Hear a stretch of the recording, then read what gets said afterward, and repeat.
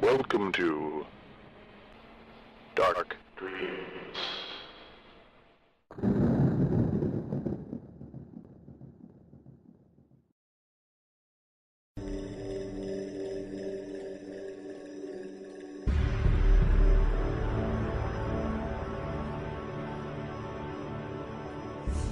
Horrified Press. horrifiedpress.wordpress.com.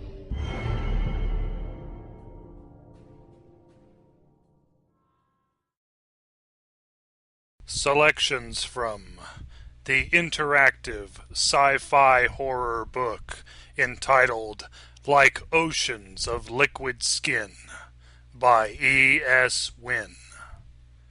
Part 90. There is nothing like cryosleep. The body slips into a death-like stasis, a comatose nothingness of perfectly frozen functions. But on some level, some part of the mind persists, hangs on to the tissues of the body, and loses itself in strong, vibrant, terrifyingly vivid dreams. There is nothing like cryosleep. You have only vague memories of the last time you went under with a stasis freezer, the last time you were sealed into one of these coffin-like boxes and left to dream for months, years. The cruiser you were serving on at the time was stranded, reduced to flying on sublight drives through a stretch of nothingness, out beyond the rim of Commonwealth space. Emergency freezers were the only way to get home.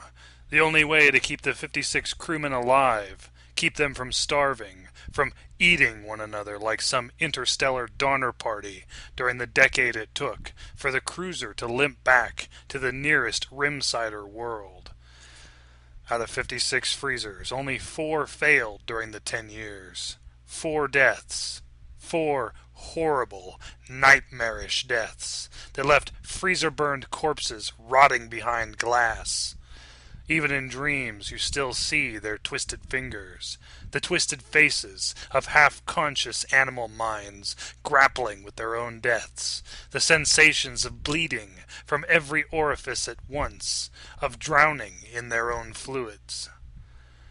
Memories blur to dreams as cryosleep takes hold, and then you're floating, lost in a gray haze that flickers with the gurgling cries of throats unable to swallow, desperate for breath.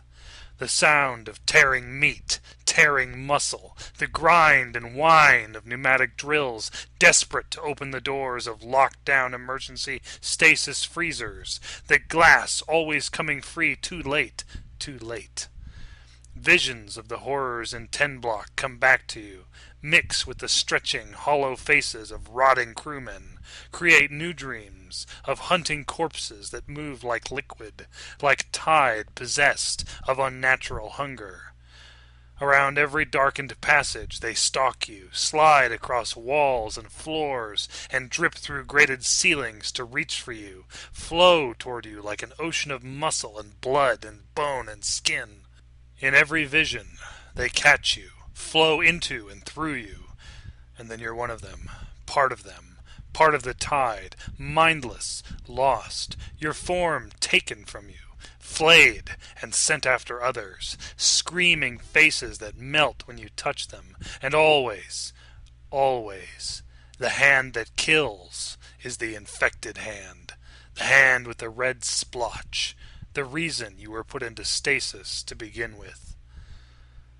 I'm going to die, you realize, and the thought haunts you through every hazy vision of the horrors as they hunt you, as they flay you, separate muscle from skin, blood from bone.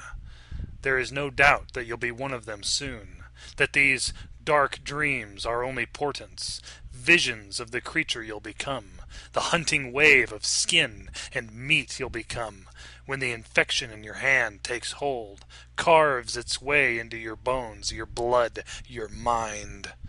Somewhere in the fugue, you cry out in anguish, cry out and let the sound run all over everything like a wash of liquid darkness, a world-shaking scream that lingers, draws more of the horrors to you, to the one they're all too eager to welcome as one of their own.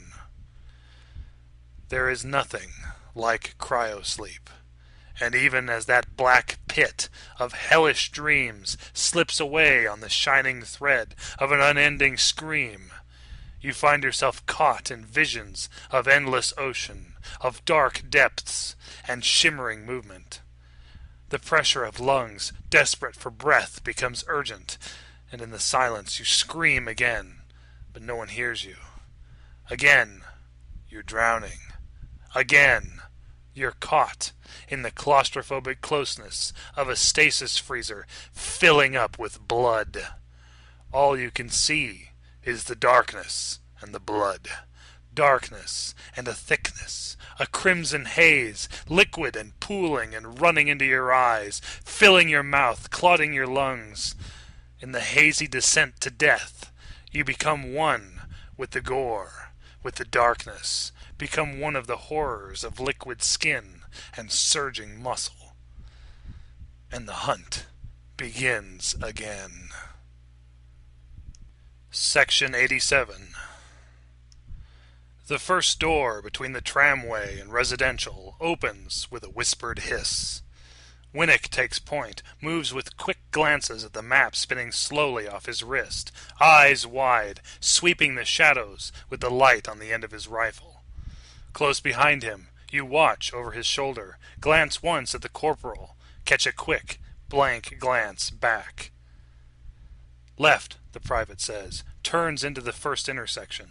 It's all walls as you follow him, blank walls, no signs, no pictures, nothing but featureless steel. Dismal, typical quick-set colonial infrastructure. Check those corners, Sarge breathes, tone urgent. Check those corners. Movement! Winnick freezes, eyes darting to the display at his wrist. Ahead of him, the corridor stretches long and dark, stretches into a row of doors and shadows, stretches to a T intersection that darts right and left. Behind him, you catch a flicker of neon haze, and then something rises up in the shadows at the far end of the passage. Something huge, twisting. Back off! Back off! Sarge hisses, and you almost stumble backward, fall in with the corporal, until you're bunched up with the soldiers, waiting in the intersection, waiting for the thing at the far end of the corridor to move. And when it moves, it's faster than anything you've ever seen before.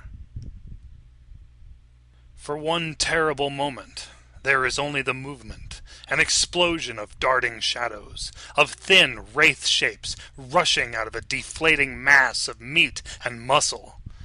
In the space of a breath, the shapes clear half the corridor, rise into the light with shrieking skeletal faces, twisting, mottled bodies of tight-drawn, pulsing musculature. 3 of them, horrific, like parodies of corpses, like skeletons bound in screaming meat. Sarge drops to one knee immediately, rifle rising, and then a hand sweeps out and slams you back against a wall, out of the way. Before you can even grunt, all 3 soldiers are firing, stitching rounds across the rushing shapes, dropping one with a hot line cut from chest to face, shattering meat, spilling brains. In another instant, it's back on its feet, already howling, meat pulsing around broken skull, surging gelatinous, flexing back to cover the damage with fresh pink musculature. And then the other 2 reach the line, rip into Winnick as if guided by the same mind, impossibly fast.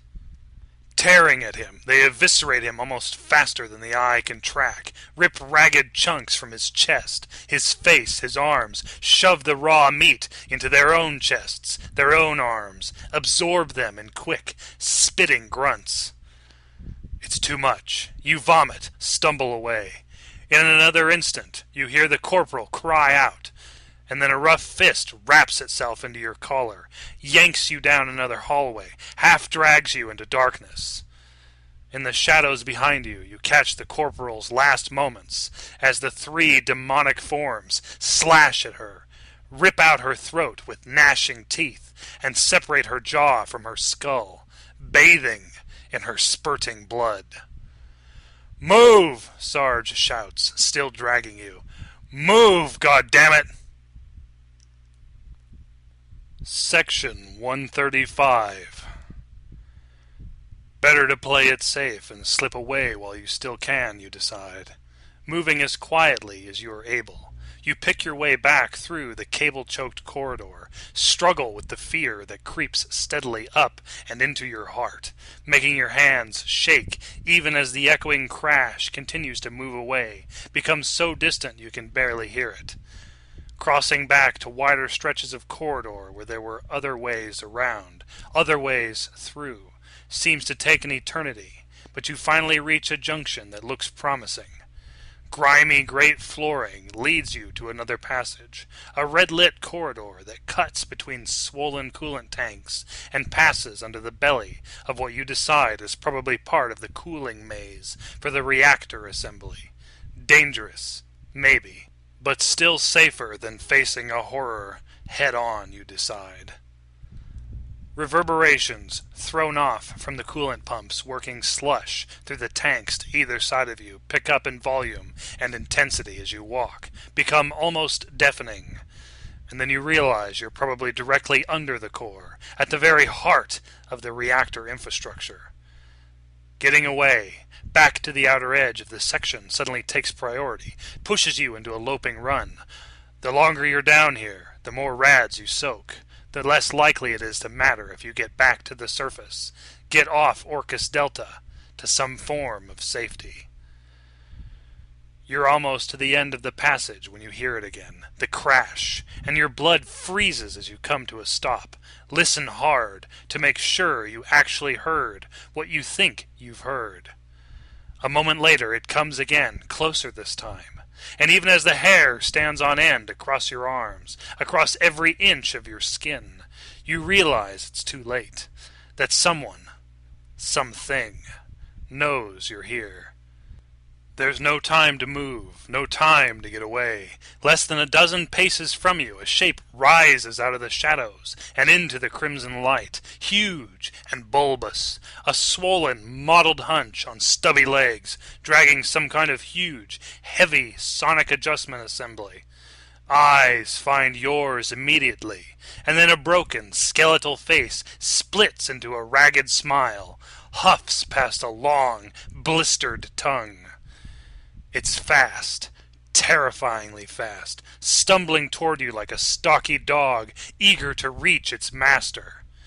In its huffs, you hear whispered words, fragments sputtered hurriedly, without thought. "Need, want, it, need, comrade!"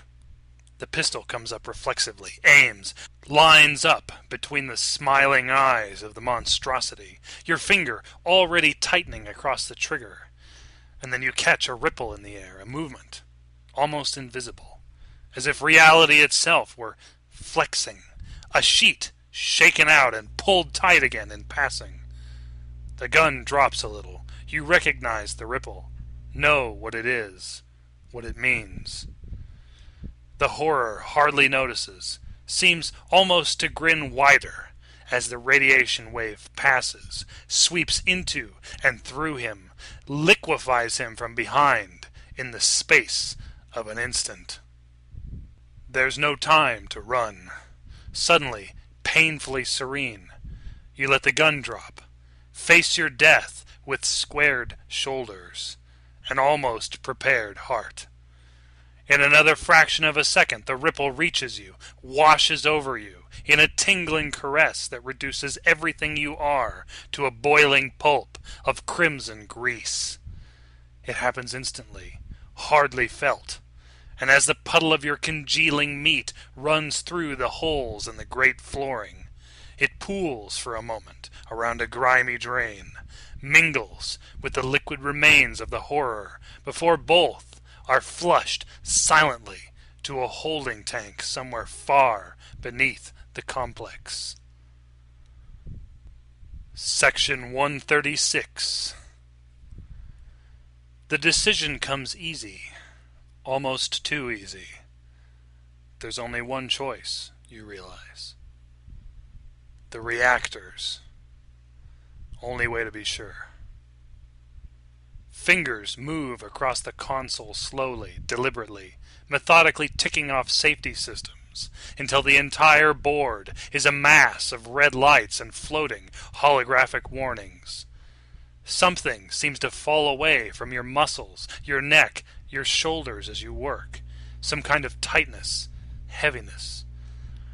Only the last switch, the last override makes you hesitate, linger for a moment in solemn consideration, aware, honoring the scale of what you're about to do, the sacrifice you're about to make, the repercussions it will have, the lives it will silence forever.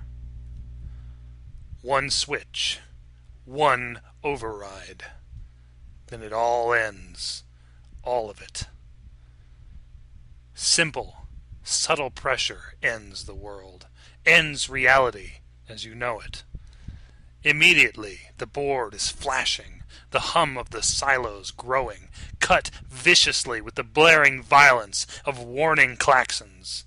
Another touch, a sweep of the hand, and the lights go out. The klaxons die. And then there is only the roar of the reactors, the shaking as the quantum states of hypercube assemblies, forged of hyperdense matter, spin out of control, rip loose from moorings, and flirt with the thresholds of tiny, violent singularities.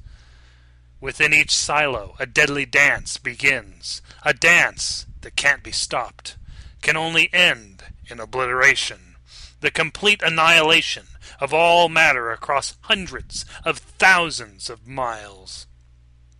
Lightning arcs between the housings, and then you know peace. Know that silence, real silence, is only a heartbeat away. There is a moment, brief, sweet, when everything seems to shine in perfect clarity. The glittering, spiderweb lines of the cracked window, light catching the cathedral window stain of blood on glass, the radiance, vibrancy of hot, violently purple lightning. The catwalk below seems so serene, an island of peace in a shaking, shattering eternity. And then the silo housings split one by one, and the heat is blinding. The wave of cleansing light so intense that nothing shatters, nothing is ripped or torn or sundered. There is only light, sweeping, rippling, obliterating everything. Then darkness. Nothing but darkness.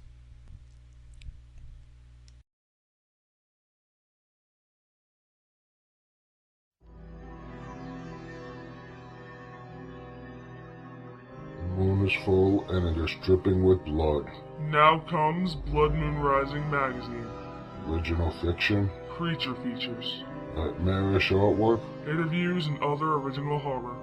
Visit bloodmoonrisingmagazine.com and join our rising legion.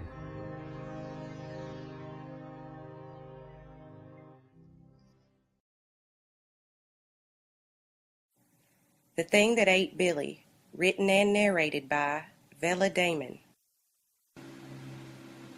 I told Billy not to touch the damn thing, but you know Billy.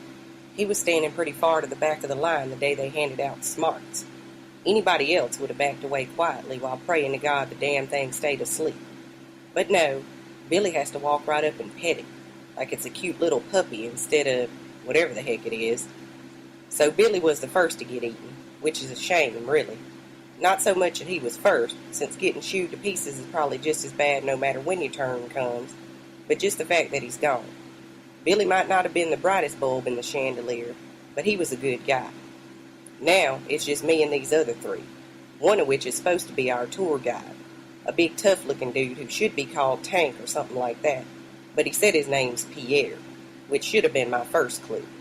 The second clue came courtesy of him balling up behind a big rock and crying for his mama after the thing ate Billy. Needless to say, Pierre's not going to be much help. So much for the guided tour, and I'll be expecting my $16.23 back, provided I make it out of this deal in one piece.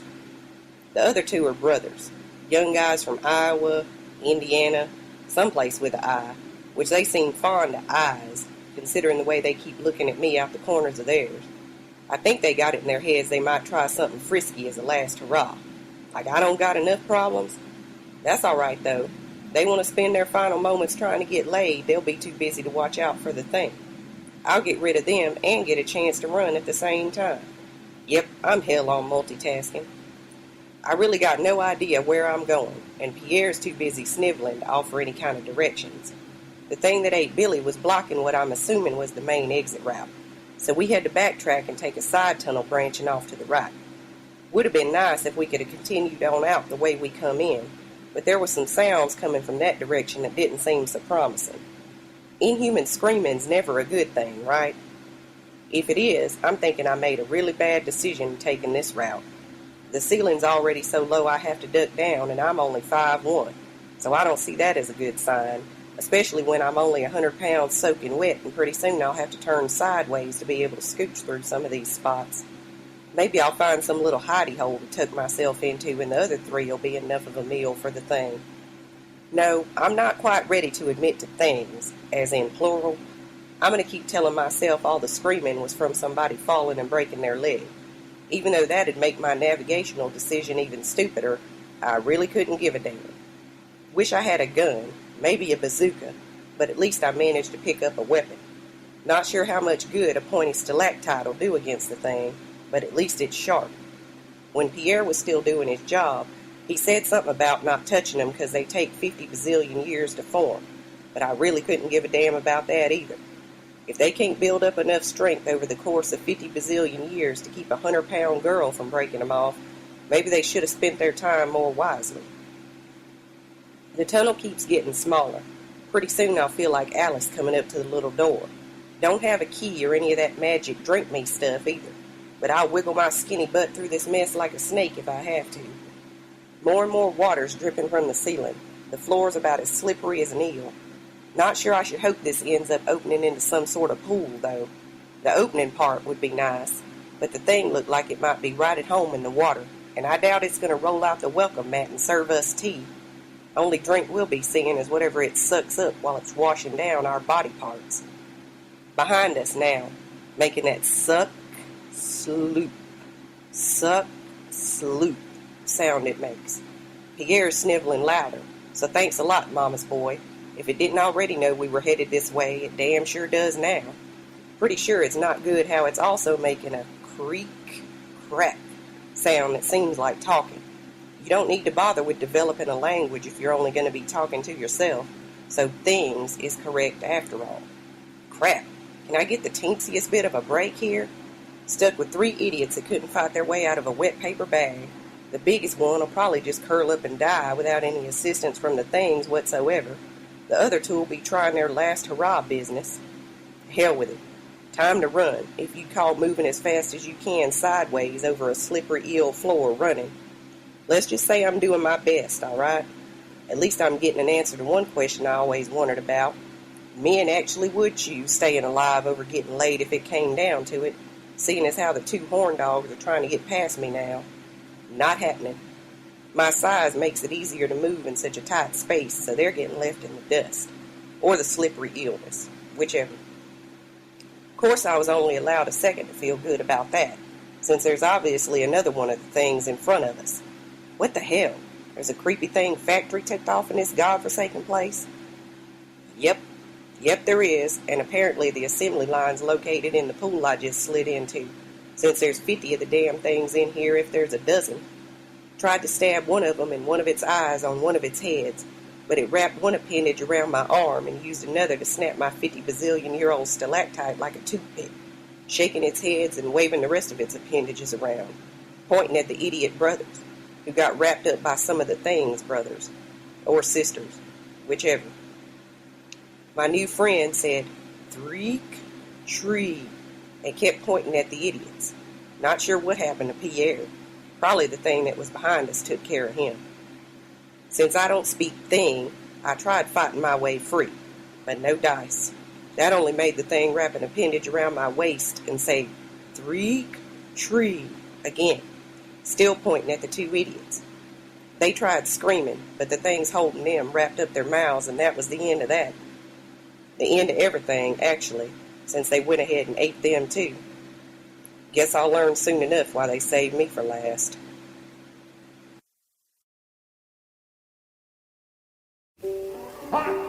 I say every house in America should have an electric chair. And every man just once in his life should sit in it, just so that he can feel the power of millions of gallons of electricity flow through his veins. I got an electric chair, that's all I need. You get an electric chair, Sheldon, you don't have to worry about the audience. You get an electric chair, you can tell them anything you want, as long as it's real. You get yourself an electric chair and they'll sit there all night long. Kind of a funny idea, sitting in an electric chair and doing a show. Well, think of the therapeutic value of an electric chair and all the money it is. Yes, sir, an electric chair in every home. The Electric Chair, a show about horror. ElectricChairShow.com. An electric chair. Wow. Welcome to Dark Dreams Podcast. We have writer, nonfiction writer, and documentary filmmaker G.WAYNE Miller. How you doing, Wayne? Mark, I'm doing well. Thanks for having me on here. And by the way, congratulations on your recent success in having some stories published. Good work. Thank you. I appreciate that. They're not on the quality that your stories are. That's for sure. Well, no, let's not compare here. I think they're fine. I read a couple and I liked them. They were good. Excellent work. Thank you. Well, why don't we get into your nonfiction work? Sure. Where do you want to start on that? I guess why don't we start with the one about the open heart surgery book? Yeah, that was called King of Hearts. It came out about a dozen years ago. This was really the story of the man who invented open heart surgery, a guy by the name of Walt Lillehei. He was from Minneapolis, Minnesota. And he was pretty well known in that area, but outside of there in medical circles, he was a virtual unknown. I met him while doing an earlier book, and long story short, I asked if any book had ever been done about him and his work, and he said no, it hadn't. And that began a relationship that continued and led to that book, which is one of my personal favorites. I try to write that in an almost cinematic style, and a lot of the reviews would confirm that, in fact, that is what I achieved. But it was a fun book to write. It was a very important episode in medical history that really had not been chronicled. And Random House published that. John Karp, who was my editor there, is now the editor of Simon & Schuster. So pretty early on, I fell in with good company in the New York publishing world. That's cool. That's really good. Yeah, it is. It helps. It helps to have friends in the publishing world. It does, doesn't it? And yeah, it sure does. It seemed like you've done really well also making films for PBS. Yeah, I've done 3 documentary movies. When I say done, what I mean is I've written and co-produced 3 movies. They've all been aired on PBS locally and in some regional markets and nationally as well. One was about old Newport, Rhode Island society, the Gilded Age, the Vanderbilts and the mansions and whatever. I found through my journalistic work what I called the last Grand Dame, who has since died, and her name was Eileen Slocum. That was one movie. Then I took a look at the tuberculosis epidemic in America around the turn of the 20th century, which again was it's kind of related to King of Hearts. It was an episode in American history that really wasn't well chronicled. So that brought us into the past, but we also interviewed a lot of people in the present. And then I did a documentary with the Providence Journal, where I'm a staff writer, that I'm probably most proud of, and that was about returning veterans from Iraq and Afghanistan and the challenges they face here. Oh, wow. Yeah, that was that.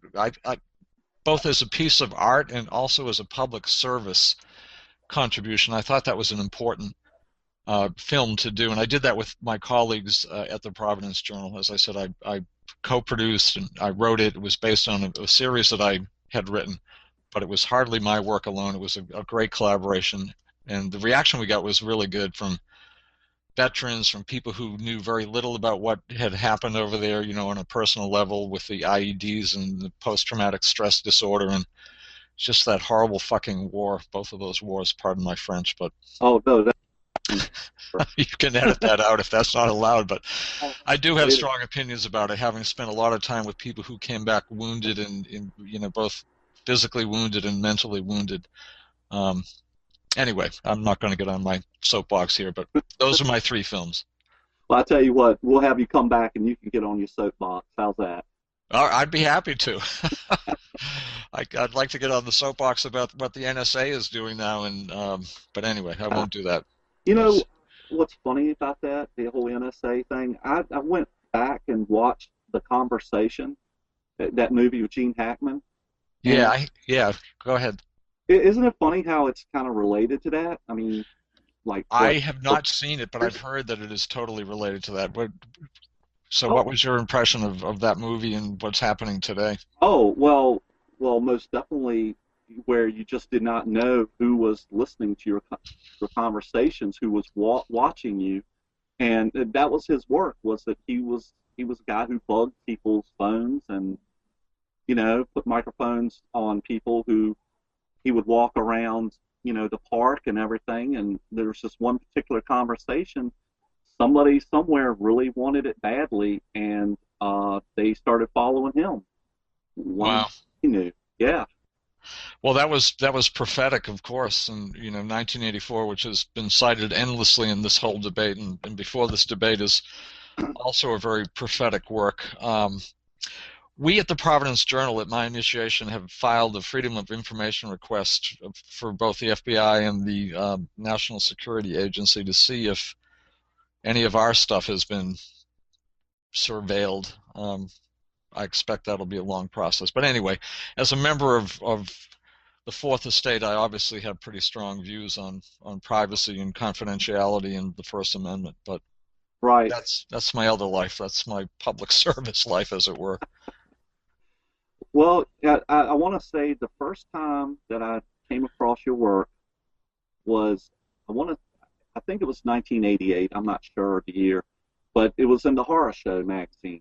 Oh, yeah. And it was We Who Are His Followers. Great story. Thank you.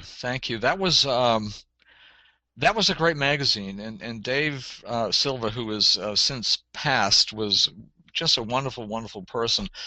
That was a point in my life, in my writing career, where I was, really sort of expanding and just starting to get into horror and mystery and sci-fi and dystopian fiction, and these things had interested me from a very early age. But in terms of trying to do anything professionally, get stuff published, that was when I was really trying to do that. And Dave was just a great friend to a lot of us who were younger writers at that time. I had a number of stories published in the Horror Show. It was a great, great publication. It's unfortunate that he died earlier this year. I don't know the circumstances of his death. Perhaps you do. I've seen a couple posts. I think Tom Monteleone had posted a couple things. Yeah. I think that no one knew that he had passed, and he was living alone. I'm not really sure. It's been like 5 months, I think.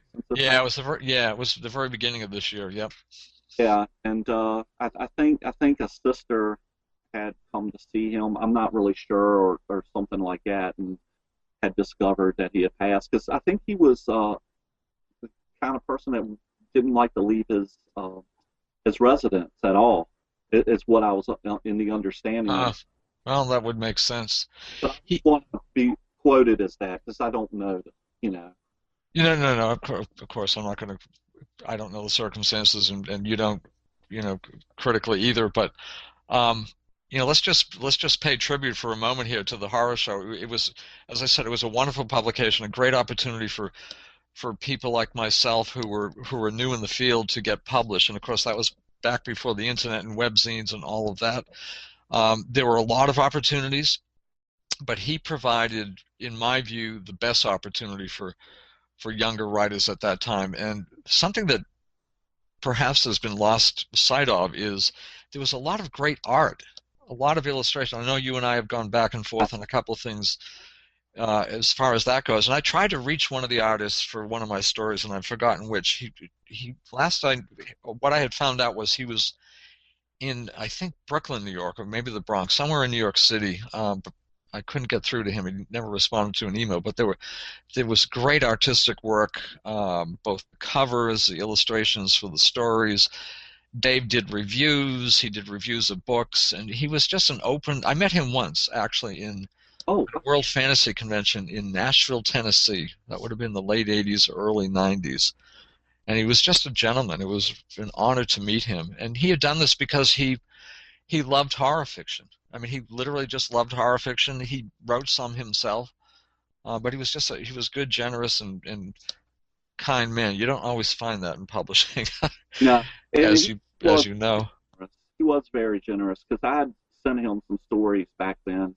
None of them typed, and he sent them back, and he gave me notes on them as well. They were all on notebook pad. That's funny. But yeah. He said, I don't publish, things that aren't typed, but I'm going to give you, my 2 cents about them. And it was really nice of him to do that, to take the time to do that. I wish I had kept them. They got lost somewhere. Yeah, stuff gets lost, but that sounds very characteristic of him. That he, even though he didn't take any of your work, that he would give you some advice, and I'm sure he did it in a non criticizing kind of way, which a benign sort of editorial input, as opposed to what you get from some editors, which is just this egotistical bullshit. Yeah, exactly. I mean, me and you have messaged about that. Yeah. I asked you on another interview about the kind of things that you get in emails, just not at all professional. No, you're right, and I learned that early on in my writing career, both nonfiction and fiction, both in first trying to get into journalism when I applied to X number of places and was told to take a hike, and then in the fiction world, trying to get stuff published and submitting queries and finished stories to publication after publication after publication. Some people were gentlemen and gentlewomen in their responses, and some people were just assholes. And what I took from that was, A, don't take it personally, although easier said than done. And B, if I ever get to a point where I have some stature in the writing world, which I did eventually get to through hard work and luck, that I would treat people who came to me, if anybody ever came to me, with a degree of dignity and respect. And so I always respond to emails, messages, or whatever. I don't have the time to in great length do that to complete strangers, but I always make a point of a courteous response, and if I can think of something that might help someone, I do that. It's just really important. It's a shark-filled world, the writing world, and I don't like the sharks. Yeah, exactly. And I want to touch on your novel. Yeah. Actually, your trilogy. Yes. And your collections that have come out from, is it Crossroad? It is Crossroad Press, yeah. Right.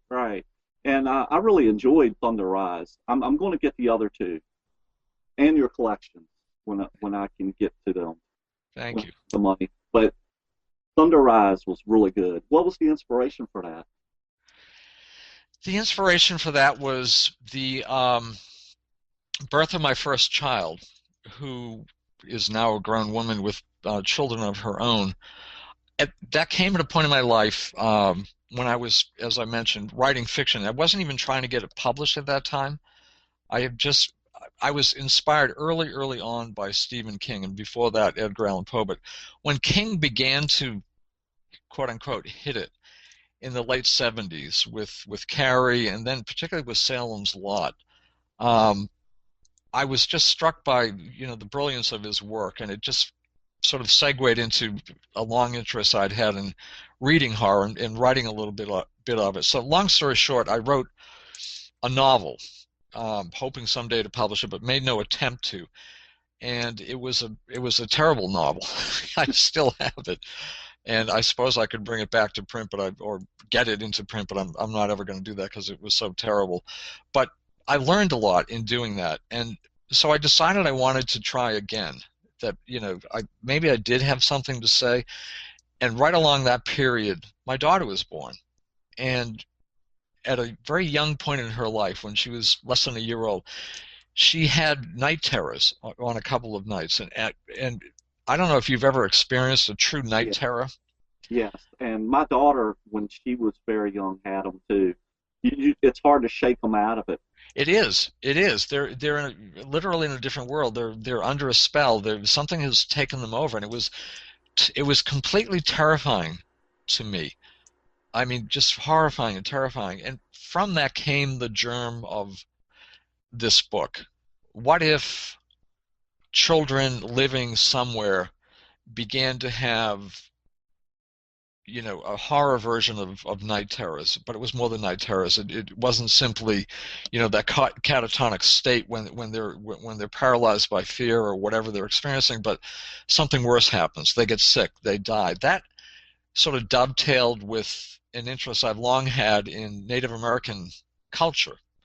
And so there was an Indian in that book who became part of the narrative, and I was very much taken with the Berkshire County part of Massachusetts, where I had vacationed, where I still love to go. Actually, I was just out there with Yolanda a couple of weeks ago. So I figured, why don't I set it there? I know this place. I like it. It's mountainous, and it's, it can be brooding depending on the weather. It can be, enjoyable and wonderful. And the final piece that came into that, I was a journalist. So I made the main character a journalist who leaves New York City, brings his kid after a terrible divorce, his young daughter, and then shit begins to happen. So that was really the genesis of it. But the influence of King was, as I've said, so strong. I don't know, by the way, I'm totally segueing here, but did you see Under the Dome, the pilot? Have you seen that? No, I haven't watched that yet. My wife has been watching it, and she really liked it. Yeah, I recommend it. As again, we're getting off on a tangent here, but let me do so just for a minute. Many of King's works have totally not translated onto the screen, whether it's TV or movie projects. Right. And he would be the first to say that they just haven't. The Shining would be an exception to that rule. A great film. Dolores Claiborne, which I love, but that's less horror than more an atmospheric piece. The Shawshank Redemption too, but I was very skeptical that Under the Dome, which I had not read, but I had read about it and knew the concept, could translate into TV. And we watched it Sunday night. It was a rerun of a week ago Monday. And I was like blown away. It was like, wow, this is really good. And the ratings bore out my experience. Something like 13 million people viewed that, which is an extraordinary number for a summer network or for any program, cable or network. Yeah. So anyway, I recommend Under the Dome. You're right. There are many Stephen King books that didn't translate well, but I have to say I kind of have a soft spot for like Salem's Lot, the adaptation, because when I was a kid I saw that the child scraping on the window. Yeah, that scared me, and of course like you said, Kubrick's version was really good, a little bit better than the TV movie. I think that was more due to the casting than anything else, Yeah. And Carrie was pretty good. It just had certain things in it that was silly. Yeah. That's a good analysis. Some things were silly, but it was pretty good. Who was it? Sissy Spacek who played Carrie? Yeah, sure. It was, wasn't it? And I forget her name. She was so good in Twin Peaks. The mother in it. That side of the movie was really good. Yeah, and the end of that movie is just, it's literally jump out of your seat. Exactly. Yeah. I mean, he really knows how to make a film when he wants to. He does get stuck in certain things. But anyway, that's not. Oh, one quick little tangent. I interviewed Stephen King once. I had tried for years to do it through his agent, who actually became my agent eventually through that process. But I wanted to go up to Bangor and hang out with him or go to Center Level where he has a summer place. It never came to pass. But when he did Maximum Overdrive, when he directed it, he did a round of interviews, and I went down to New York City and got one of those interviews, and it was a great, great moment, a great hour. Wow. Anyway, yeah, I still have that tape. In fact, I just found it, and it's on analog. I'm going to have it digitized, and maybe if I do, you know what? I'll put it on my blog or something. I think you should. That would be interesting. You know? Yeah, yeah. It was back when he was doing cocaine, and he had a whole history of cocaine addiction. He's written about it at great length. On his book on writing. Yeah, exactly. But he had this hotel suite, and I want to say it was the Hotel Drake, but I don't think it was. It was overlooking Central Park, and he had a suite, and every 5 or 10 minutes, he would bound up from the living room couch where we were having this interview and go into his bedroom, close the door, and then come back out. And now, in retrospect, he was probably snorting up. And he was this funny, vibrant, he was just so witty and funny and just great. But I think he was probably a little high that day. But it was a wonderful, wonderful moment in my professional life. Wow. You know what? Of all the interviews that you've done that are audio, you could just make your own podcast. Yeah, well, you know what? That's an idea. That's a good idea. I mean, I don't know if you'd have to get permission to put some of the people on who are still living, but I wouldn't see why you would have to, right? They already get permission. No, I did that. You're talking about the interview with Stephen King specifically, or? Yeah, that and some of the others, that you've, I'm sure, have recorded, so you can write your papers on, Yeah, no, I have permission to publication, and this would fit under publication, so that wouldn't be an issue. I've done a whole lot of interview, mainly for nonfiction, and I've donated nearly all of that stuff. The King of Hearts tape collection went to the University of Minnesota. I did some other medical stuff that went to the Harvard Medical School. I did a NASCAR book, and that's down at Appalachian State University in Boone, North Carolina. So these are, and there's another collection which I've forgotten that I've donated. Oh yeah, the Newport stuff I donated to. Okay. So I've done that out of a spirit of sharing and thinking if other people want to see the raw, unedited stuff and use it for their own purposes, because you can never use everything that you get in an interview. Never mind if you do a book and you've done dozens of interviews, which is the case when I do my books. That's true. Well, why don't we talk about Vapors now? Well, let's talk about Vapors. 13 short stories, an original screenplay called Summer Love, which is actually set on Block Island, and it's a mermaid story that I wrote a few years ago. Wow. So I thought I'd put that in there as kind of a bit of fun at the end. But the 13 short stories include two of my favorites, and they both involve trains. I had this fixation. I still do, actually. There's nothing better to me than getting on Amtrak in Providence or Boston and going down to New York City. It's just one of my favorite things to do. It has been forever. And I think I actually wrote parts of both of these stories while on an Amtrak train. And one of them is called The Senator, which takes place on an Amtrak train coming back from Washington, D.C., where some really creepy stuff happens.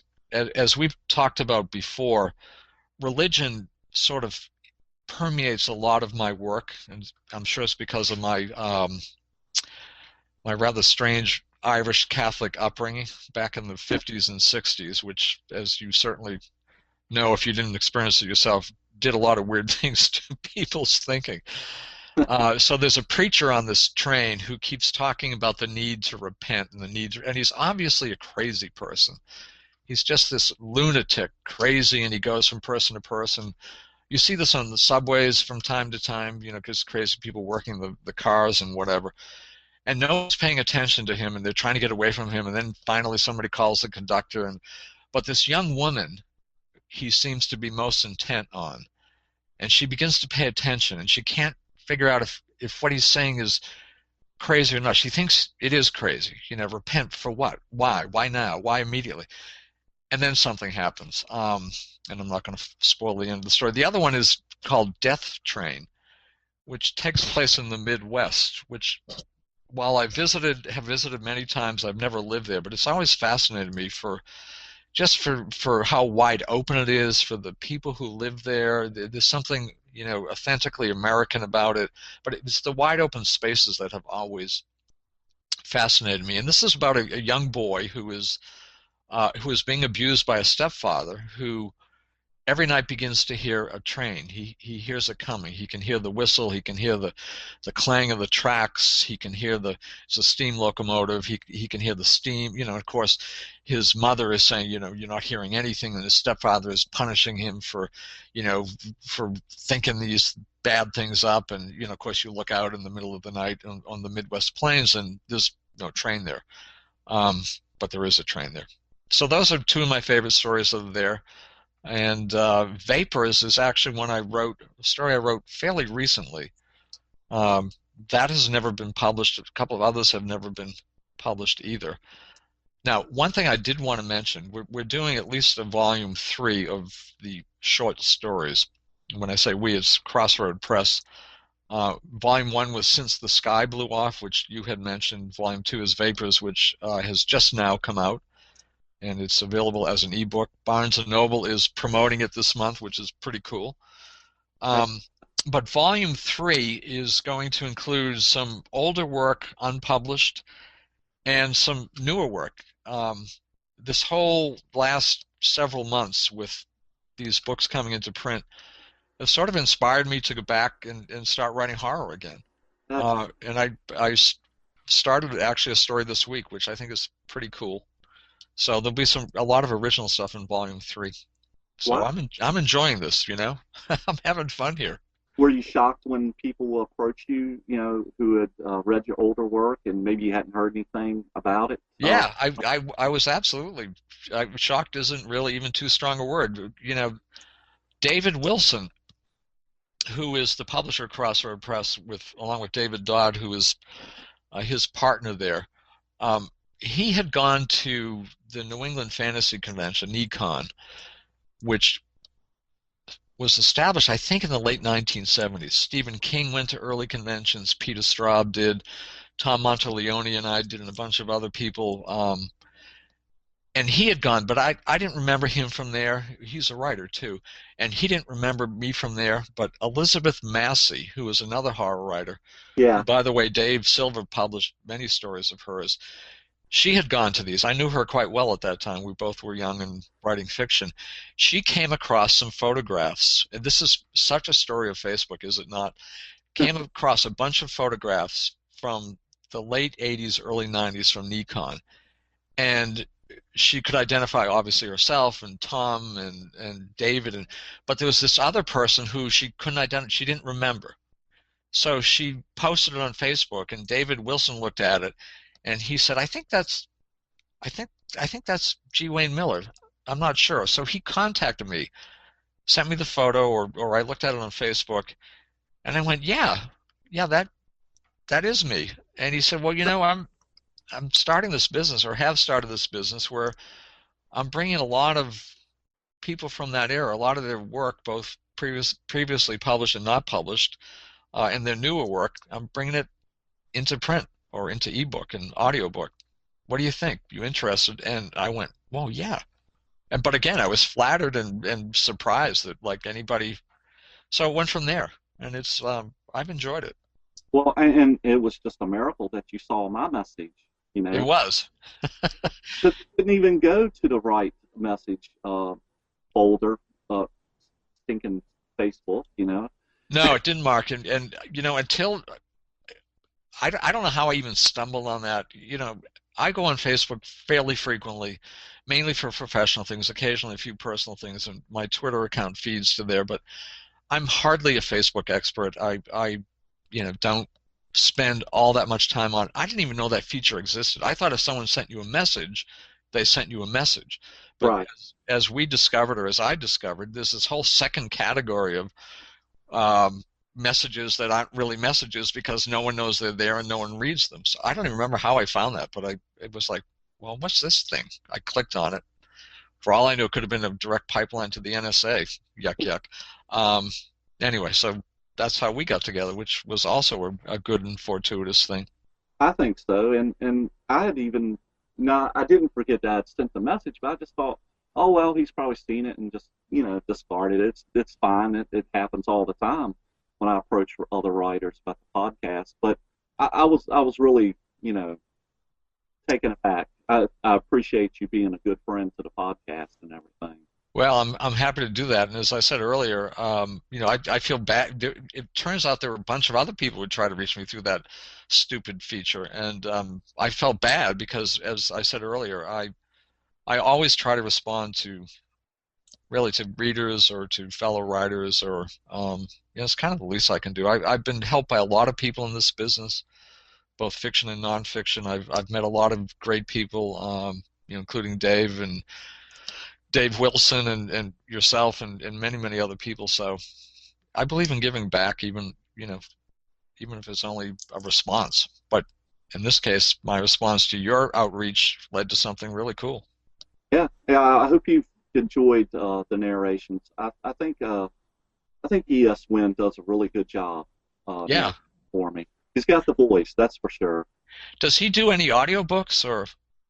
He does his own, and he owns his own publishing company, Thunderoon, and he's had a little bit of success with a writer that writes crime fiction, and he's done some audio versions of L.A. Sykes stuff. You want to look up L.A. Sykes. He's really good. Yeah, no, I absolutely will. And the New York Times Sunday, I think it was Sunday, on the front page, below the fold, had a story about this incredibly booming business with audiobooks. There's a lot of money to be made, and some really high-powered Hollywood talent is doing audiobooks. Some lesser meaning they're not celebrities, are doing audiobooks, and because there's a huge market there. People driving, people on planes, people on trains or wherever. So there's a very lucrative field there. I know Dave Wilson uses some people, and he had one of his people whose name I have forgotten, and I'm embarrassed that I've forgotten, but he did Thunder Rise, so there's an audiobook of that. Oh, wow. Yeah. I'd love to hear that. We'll have to look it up. And let me just tell you a little funny publishing story. Okay. Because it really is sort of a small world type thing. John Karp, I mentioned, he edited King of Hearts. He edited a total of 4 of my books when he was at Random House.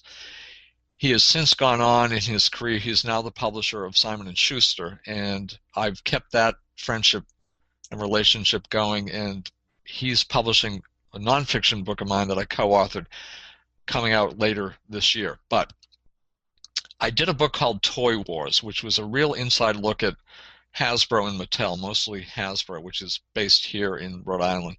The company gave me unprecedented access inside the company. I was like a pig in shit, really. I could go. I had my own ID. I could go anywhere, talk to anyone, do anything. And I wrote a book called Toy Wars. In the process of writing that, John Karp edited that book. He said, you really need to check out as a model for your writing, and I did, in fact, did use it partly as a model, a book called The Big Store. And The Big Store was an inside look at Sears in the 1980s when it was going through a great, restructuring and coming to terms and whatever. And the writer there, he was an exceptional writer by the name of Donald Katz, K-A-T-Z. And I don't know if that name rings a bell to you or not. No, it sure doesn't. And it wouldn't to me if not for this whole story. Don Katz wrote this great book. It won all kinds of awards. It was really narrative nonfiction at its best. I could only hope that Toy Wars would, even get close to that level. It was the last book he ever wrote. He left there, and he went out, and what did he do? He founded Audible. So he became a multi-gazillionaire. I mean, Amazon now owns Audible, but he saw something in the late 80s. One of these people could just see the future, and it was going to be audiobooks, and he founded the company, and they did tapes, literally tapes on book at first. And anyway, I like telling that story because I don't know why I like telling that story. Maybe you liked hearing it. Oh no, that was great. That's a really cool story, and Yeah. Audible is a pretty good app to get, and Yeah, it is. Cool. Yeah. Go through there. It is a money making machine, that's for sure.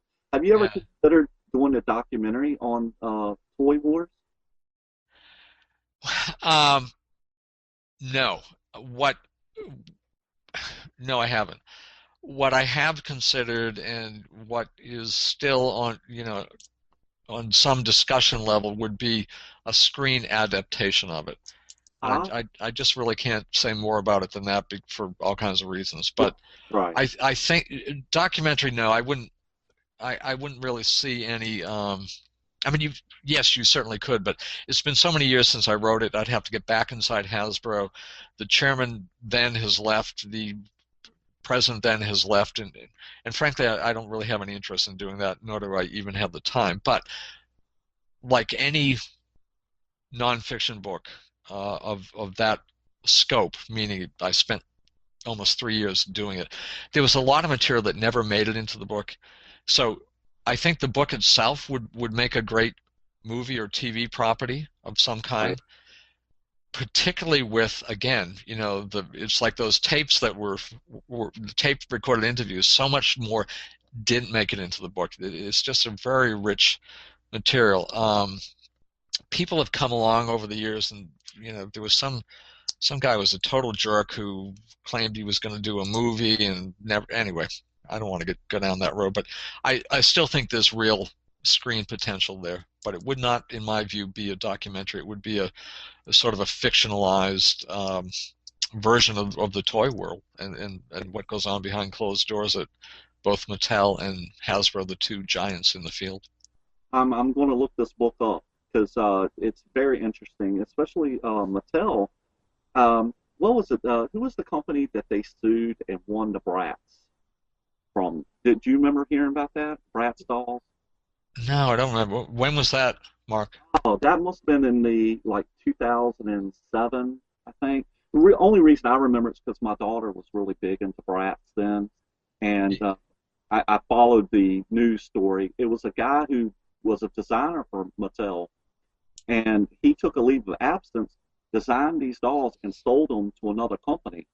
And so he was caught up in this huge, lawsuit with Mattel, and Mattel won, and now I think the judge went back and gave it back to the company.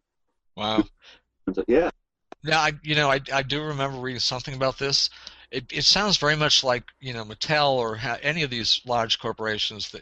They're very, very aggressive in protecting what they see as their property, and I guess they have to be. It's it's a tough commercial world out there, but the whole idea of Toy Wars, which John Carp and I discussed at length, was everyone, it's toys. Hey, Santa Claus under the tree. Well, you get behind the closed doors of these companies, and it's a very cutthroat business, both internally and in terms of their external relationships with their competitors and with people like the designer you mentioned, who Mattel must have felt that he stole their secrets or whatever. It's very. It's not Christmas morning there. It isn't. And like you said, very cutthroat business. I'm sure it's the same thing with people in the music business. Oh yeah. Designing guitars, and all of a sudden you end up, you're not with Gibson anymore, with another company, and they think you stole their designs and things like that. Yeah. But, well, from their point of view, you got to be protected because people do steal shit. I mean, it's not like that's never happened. That's anyway. With writing. It's if you ever went on to one of those online communities, everybody's always so afraid that somebody's going to steal their writings. And somebody even asked me if I was afraid. I was like, if they really can have it, I've got a million ideas. Yeah, I hear you, absolutely. Well, Wayne, I appreciate you coming by and doing the interview. Mark, it was my pleasure, and I'm glad we connected the way we did, weirdly through Facebook. And I wish you all the best in both your own writing and your podcasting and all the work you do. I think it's great, and I look forward to continuing the relationship. And at some appropriate point, I'd be happy to come back and talk to you again. Oh, thank you. I appreciate this. All right. Best of luck with everything, Mark. Thank you. You too. You take care.